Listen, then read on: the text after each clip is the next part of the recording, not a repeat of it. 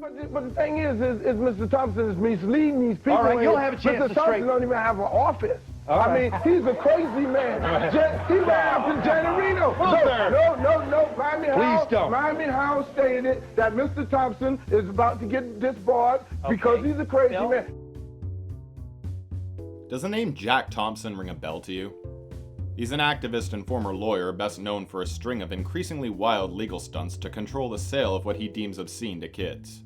Jack is best known for a war on video games through the early to mid-2000s, leading to his disbarment. But this isn't what makes him an anomaly. Instead, it's Jack's complex personality fueling his passionate and often futile fight against indecency. So, what compels a man to cast himself as someone trying to stifle the freedom of speech? Jack Thompson was born in Ohio on July 25, 1951. His upbringing wasn't really notable, although Jack found himself spiritually lost because of his father's dissatisfaction with local churches. Jack did hold an early interest in politics, carrying Richard Nixon signs around his neighborhood at the age of 9, but he considered himself a fairly progressive teenager. When he won a high school contest to be mayor for the day, Jack says he was threatened for proposing an end to housing segregation. He graduated from Denison University with a degree in history and political science, bringing his knowledge of the latter to the campus radio show he ran. Jack began law school at Vanderbilt University, but says overconfidence led to failing his first bar exam after moving to Miami. Wallowing in depression for months after, his wife finally dragged him to church even though he had given up on finding religious direction. And this was a major turnaround. Jack credits his staunch Christian worldview to two sources, preacher Steve Brown and the works of C.S. Lewis. In particular, Jack was attracted to the call of service helping the oppressed, a pivotal belief that shaped his budding legal career. With a renewed purpose, he passed his second bar exam and began finding legal work in the late 70s. As described in his autobiography, the next decade was fairly bumpy for Jack. Eventually he got a job working for Sam Powers, the lawyer known for firing Richard Nixon as a client during his impeachment. This moral compass was attractive to Jack, and Mr. Powers began coaching him through cases with an ethical edge, like malpractice lawsuits. Jack admits he was fired from the firm shortly after Mr. Powers retired for, quite simply, having a big mouth. When Jack found his next job unsatisfying, he sought religious counsel once more and was told to follow his passion. For Jack, this meant no more plodding office work and internal firm politics. He had to go for something much bigger, and this lit the fire of activism within his soul. Though Jack described himself as fairly libertarian through his younger years, this apparently changed in the mid-80s when he had his first encounter with the Neil Rogers radio show. In his autobiography, Jack describes what he heard while driving to work one morning. Quote, "This radio station was running a contest encouraging young male listeners to send in pictures of themselves, along with the type of sexual activity they enjoyed. The homosexual male host of the morning show would then choose one entrant to join him on an all-expenses-paid vacation." Evidently, this struck a nerve with the conservative Christian lawyer, who felt it must have violated some FCC obscenity clause. But given his knowledge of the First Amendment, Jack had to do some digging to find out if anything could be done. Remembering a case where a radio station was fined for playing George Carlin's 7 Dirty Words early in the evening, Jack knew the line had been drawn by the Supreme Court when the broadcast concerned potential child listeners. Ultimately, Jack believed that the kind of shock radio he had just heard was wholly inappropriate for the audience it was targeting, the youth, and so he began a mission to fight it. Jack's first letter to the FCC went unnoticed, but this only emboldened him to get louder. Through 1988, he began a one-man campaign against the Neil Rogers show, trying multiple avenues to confront him over his perceived indecency. You think that I'm going to put that idiot on the air? Jack Thompson? He thinks he's going to go on the air? What was that? He hung it up? Hey, Neil. Hey, Neil. How you doing, babe? Enjoying your job? Yeah, see, now, anybody that would listen, I mean, here's an attorney. His name is John B. Thompson. I'm glad I put him on for a couple of seconds. And this guy is a mental case, who is in the process of harassing, he's an attorney in Coral Gables, harassing this, not just this program, the entire station, and the people in Portland are such Neanderthals. Anybody that would pay attention to a guy like this has got a serious problem, and they deserve each other. Mike Wolf is here with a headline. CBS has the news at 1, and we'll come back at 1:06. Rogers. Neil also shared certain accusations levied by Jack. I don't even know if these are worth reading. I think like they the one might about drooling over Alan Dresner's saliva. On 3/31/88, you said that Bob has no clothes on and that he is ready. On 3/31/88, you said that Harlan, the boy you took to Las Vegas, has a great body. I mean, where is this man coming up? Harlan has a great body compared to what? I never heard you say I mean, that. Harlan, don't take it personally. Look at that. All the date lines just went out. Isn't that incredible? 751 WIOD. This is a day that will live in infamy, okay? Maybe. Look at this. Here's a note that we just got here. It says, Uncle Neil can't get you on the phone today, even though you say the Delray line is vacant. Wanted to say those of us who took freshman psychology learned that we despise in others what we most fear in ourselves. And they're relating to the same individual we were speaking of only moments ago. It goes on, but I'm not going to. I'll govern myself accordingly. Sure, they because tried I wouldn't to want to get our friend upset. Eventually, the FCC fined the station $10,000 over Jack's continued complaints. Jack then recorded every mention of his name on the program for over half a year, complaining of harassment over Neil's mockery. He says that Neil Rogers participated in an early form of doxing by reading his phone number and home address on air, to which listeners took it upon themselves to send death threats. One person had a habit of setting up rectal exams in Jack's name.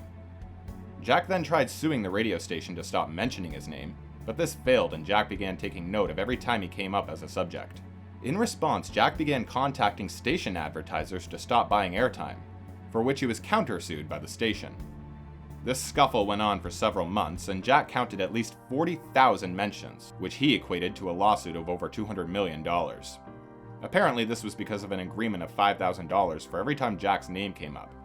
But the radio station president challenged the validity of this.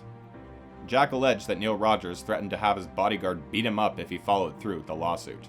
When the case went to court in November 1988, a dispute broke out in the elevator between Jack and Neil following the hearing. Apparently, Jack made some lewd comments regarding Neil's sexuality, prompting the judge to order them to see a court mediator.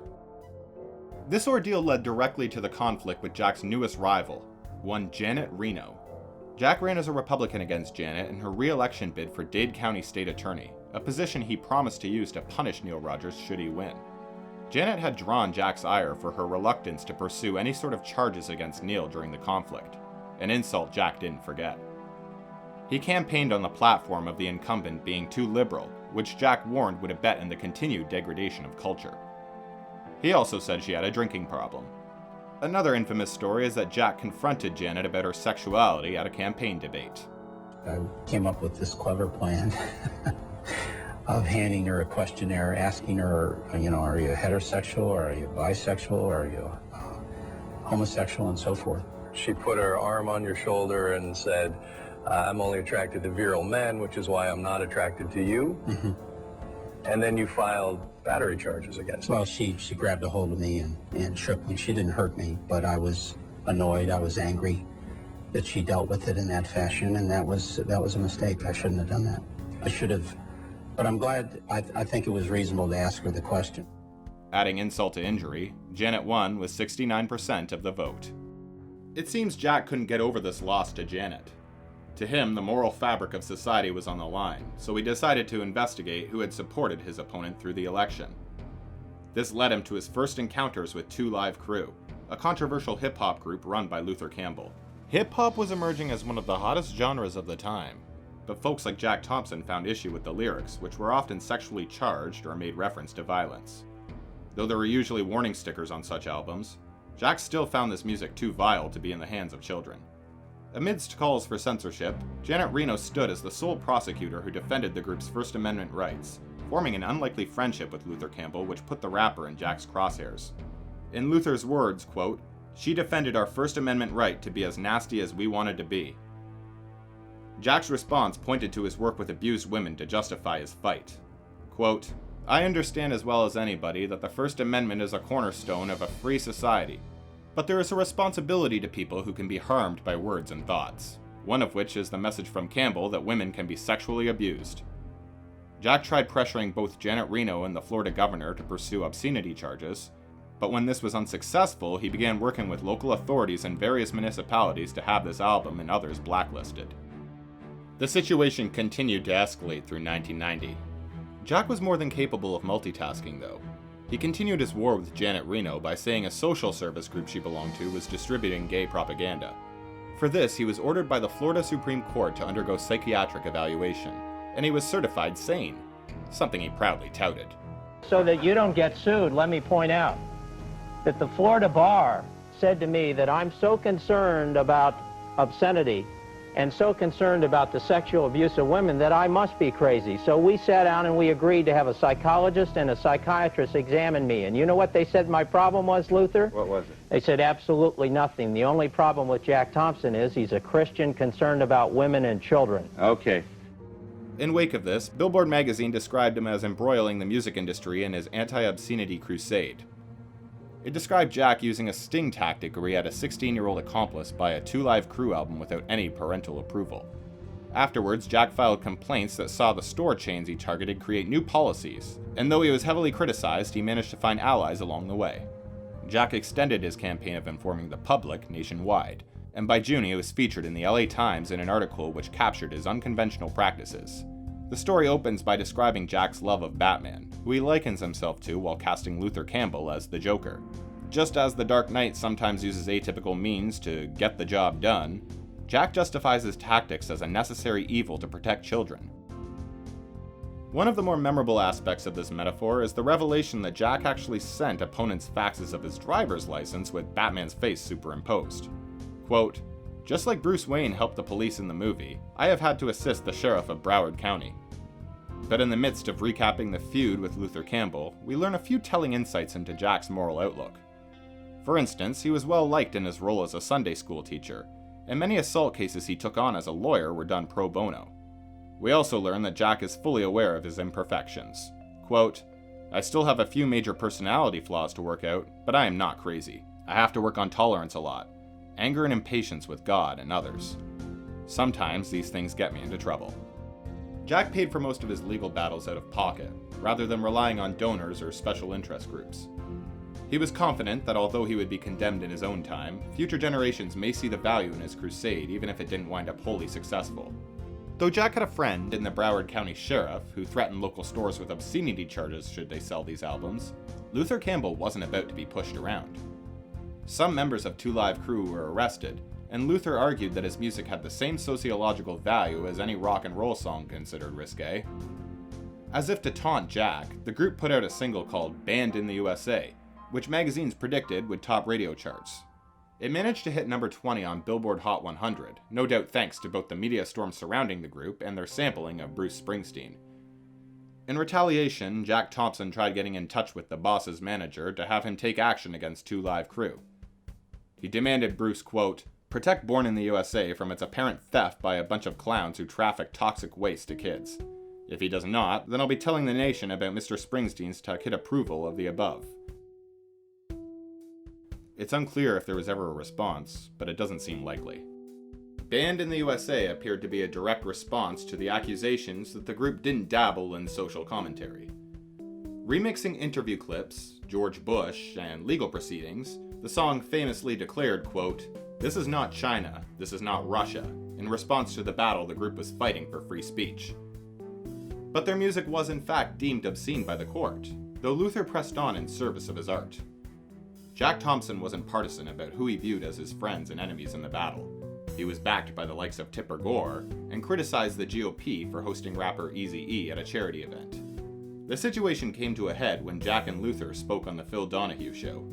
Mr. Thompson, sir, you get to speak. Go ahead. To answer Luther's question, two reasons I've gone after 2 Live Crew, and Luther, you're in more trouble than you know, is because I'm from Miami, the same town as Luther Campbell, and I'm embarrassed that this man, in the New York Times today and last night on NBC News, you portray yourself as a role model from my hometown. And I have an obligation, Luther. I'm a role model with the kids in the community. He's saying he doesn't come from the same neighborhood that you do. Luther, he doesn't speak for the same people Luther, you do. You need to talk to the black parents who call me and say, like a lady from Sarasota, a mother of a 10-year-old daughter, Luther, I mean, who called, man. Phil, are we going to get to talk here or not? Said what? And who said, I saw you on the news last night, Jack, and I want to thank you. I'm black and you're white, and I thank you because we had an Easter Day parade 2 weeks ago. Kids 12 years of age in that Easter Day parade called themselves the 2 Live Crew and simulated intercourse in the Easter Day parade.